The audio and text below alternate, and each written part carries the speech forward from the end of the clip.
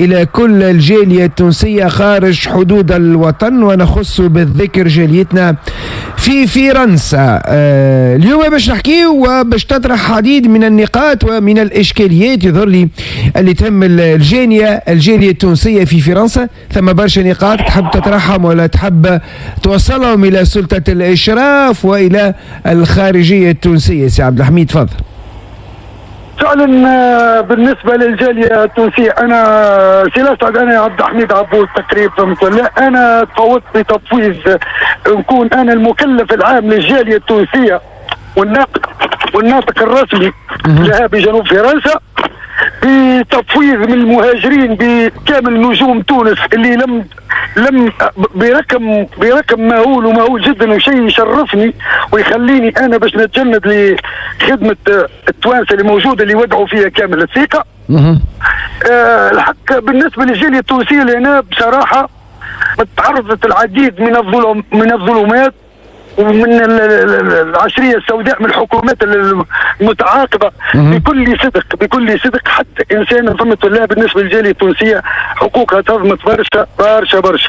بالنسبه للسعدي، الناس هذه الجاليه التونسيه هي ابناء تونس، والناس هذوما بكل نجومهم يخمموا في بلادهم، والناس هذوما يحبوا يعاونوا بلادهم. هذوما توانسه، هما توانسه، وفيهم رجال اعمال، فيهم اطارات طبيه. انا عندي جمعيه متكونه من اطارات توانسه سي اسعد اللي طلبتهم امريكا في سانتا باربرا وفي نيويورك، واعطوهم فيزا 10 سنين لامخاخهم للطاقه الفكريه نتاعهم، وتقدم لهم جواز سفر تونسي، وقلت لهم انا تونسي وما حبيتش تعطيهم وفعلا وانا باش يجيبوا لكم باسبور اخضر وفي 10 سنين الاطاره الطبيه اللي هي بنت تونس متعرفه بها امريكا وتونس، ولي انا سرحتي واستعمل معي جمعيه تحب تخدم بلادها. فلهذا هنا انا اليوم حبيت نوصل صوت الجاليه هذه، واليوم فما ناس كما نعرف برشا ناس اللي قاعده تحب الوطن هذا، وانا بطبيعتي نعرف تونس ونعرف الناس تحب تونس الكل كلي، واحنا الكل نحبوا تونس. بالنسبه انا ثم ناس اللي تحب تخدم البلاد هذه انضم فيها. على فكره نحب نشكر انا كامل الجاليه التونسيه بنساء رجال كبار وصغار، في كل انسان ودع فيه ثقه انا نشكرهم، وشيء يشرفني والشيء اللي اعطاني شحنه، ويعلم الجميع ان توانسه تعلم ماذا اقول، ان كل اسبوع نمشي 2000 كيلومتر بكرهبتي. المو رجع للثقه هذه اللي تودعت فيها، والتوانسه الكل تعرف انا كل اسبوع نعمل 2000 كيلومتر بالكرهبه نتاعي ونشوف في كل شيء. لكن انا نشكر الناس هذوما، ونشكر كل التوانسه، ونشكر كل الناس الاسود اللي تخدم في الدوله هذه، وعلى فكره ويساندوا في الزعيم قيس سعيد بكل صدق. ونشكر انا حركه 25 جويلية صوت تونسي حر اللي تفاعلت معاه الجاليه التونسيه عن طريقي انا، ونشكر كل اسود تونسي حر اللي انا الاغلبيه انا اعرفهم في كامل ربوع العالم. وبالمناسبة نشكر الناس اللي نعرف قاعدة تسهر في الحدود وقاعدة فعلا تخدم في الدولة هذه وطنية بكل صدق. شيء يشرفني أن أنا باش نكون أنا واحد منهم ونخدم مع الشرفاء هذه تحب الوطن وتحب الشعب هذا وتحب الدولة هذه. شنو هي المشاغل يا سي عبد الحميد نتاع التوانسة اليوم نتاع الجالية التونسية؟ يا اخي المشاغل الحق ما زالت نوعا ما مع كامل احتراماتي للشرفاء، ثم شويه انتهاكات في بعض القنصليات، وثم سوء معامله. خلينا نقولوها بصوره اوضح. انا عندي الناس ثم اخويا سوء معامله بكل صدق، خلينا نقولها بصراحه، مش نشمله، لكن ثم يا اخي سوء معامله بالنسبه للتوانسه، وسيرتو تو في جوازات السفر اللي قاعده تصير باش انسان الله بحب يروح يحب كذا باسبور يوصل حتى 7 شهور بكل صدق. هذه انا بصراحه وانا عندي فيها مكتوبه. اي لكن هذه ما هي بروسيدور، هي مش بروسيدور معمول بها يا سي عبد. لا مش بروسيدور، لا باسبور كما تاخذوا يتم تاخذوا في نهار تاخذوا في نهار هنا موجود الحالات كلها موجوده سي الاسد.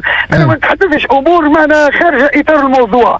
انا عندي 31 سنه هنا في فرنسا ونقيم فهمت الله ونعرفوا القوانين ونعرفوا الباسبور الا هم اذا كان انا مش تمشي فيه عمليه استشاره لتونس لكن انسان مقيم ولا انسان يخدم هنا هو موظف في فرنسا في الادمنستراسيون يعطيك باسبور انا ثم نوعا ما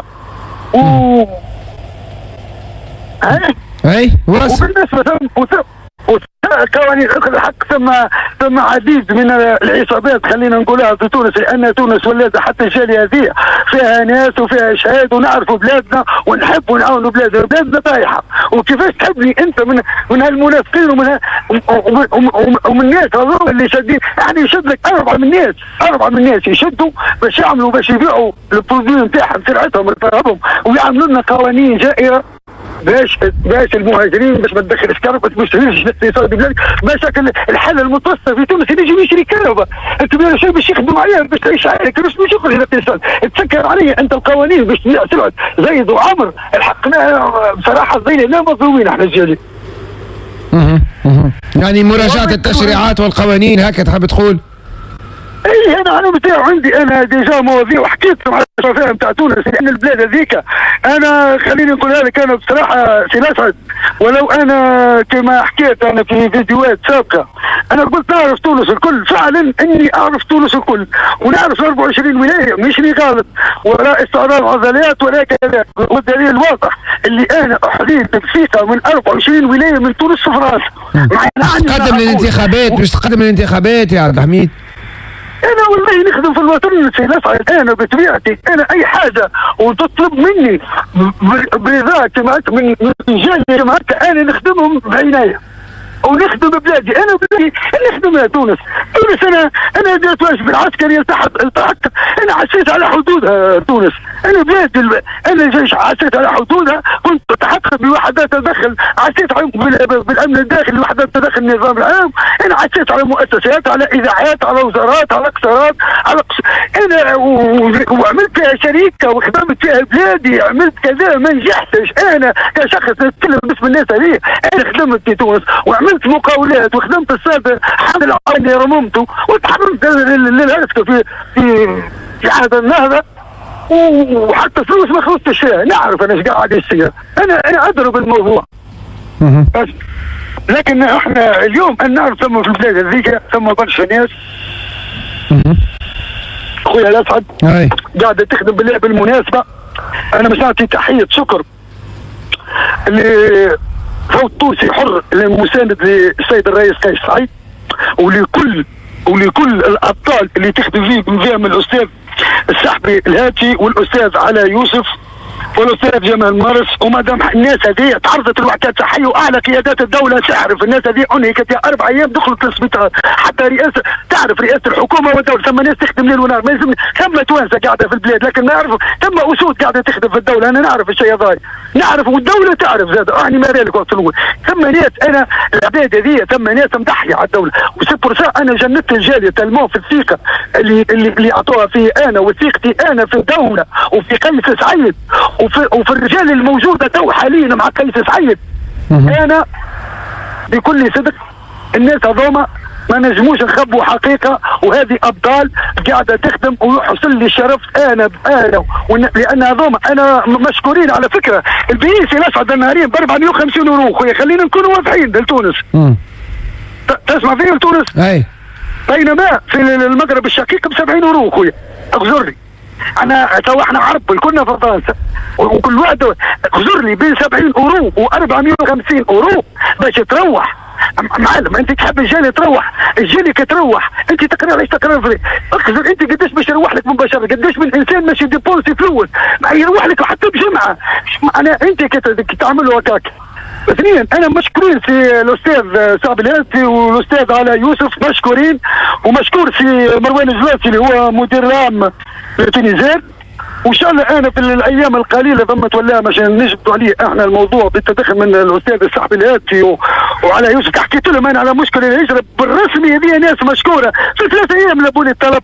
كيفاش الناس هذوما يعني ناس تحب الدوله، هذه الناس تحب المهاجرين. انا حكيت على 450 والجالي الكل تعرف الشيء هذا، وسامعوا الناس هذه ايش عملت بالرسمي. انا حكيت قلت لهم يا ناس بالرسمي مشكورين، هم مشكورين فعلا، مشكورين بكل احرار تونسي حر، والاستاذ صاحب الهاتي والاستاذ علي يوسف والاستاذ يا سي عبد الحميد باهي. يعني الاشكاليات هي في جوازات السفر، الاشكاليات في البيين بتاع صحيح. صحيح خويا رسمي بالنسبه للتونسيين والسيتيان. خويا الغالي اسمعني، واحد عنده 4 صغار وكهرباء ماشي يروح مره في العام يركب ب 3000 يورو اللي هما ما يقابل على 10 ملايين. سامحني خويا خلينا نحكوها بالمنطق، لان ما يحس الجمرك اللي عاطت عليها. تلقى عنده 4 صغار يقراوا ومرته في الدار وهو الوحيد يخدم سالاري. خلينا نتكلموا اللوجيك، يجيب 500 يورو يخلصوا في الكرا ويقري منهم في 4 ويعيش ويبقى باش يروح شهر في الصيف. تجيب له 10 ملايين 3000 يورو بالمنطق خويا. لا تفضل، انا مانيش نطلبوا في المستحيل، اما منطقيا فهمت ولا؟ عليه ب 10 ملايين واش مش يروح لك غد؟ عنده خوه مش يعاون الدعم. ما تعرف انت الناس الكل كيف فهمت ولا؟ والتونسي الاحمر يكذب عليك يعدي الميزيريا يروح ثم الناس تعمل في الخير من غير ما تتحدث. اما احنا نحكوا في امور البيئة، يجي مروح لبلاده تقول له 3000 يورو 5 من الناس وكهرباء 10 ملايين توانسه يا اخي يا صديقي. يكون ماشي يروح لك، يكونوا ماشي يروحوا 5000 يقولوا يروحوا 1000 هكا ولا؟ شوف انت 4000 اللي قاعدوا ذوك اش كانوا ماشي ديبونسوا وهم فلوس في البلاد بالرسمي. معنا هذا نحبوا احنا الجاليه بالرسمي نحبوا نقطع الجاليه التونسيه كي تروح خويا في جويلي اول اقتصاديا يتحرك خويا. الجزائر يخدم والخضار يخدم والحمام يخدم، العراس تخدم، الفنان يخدم بالرسمي. هذه حاجه عليهم مش خابوا فيها يعرفوها هذا. جويلي او تدور الاقتصاد في البلاد.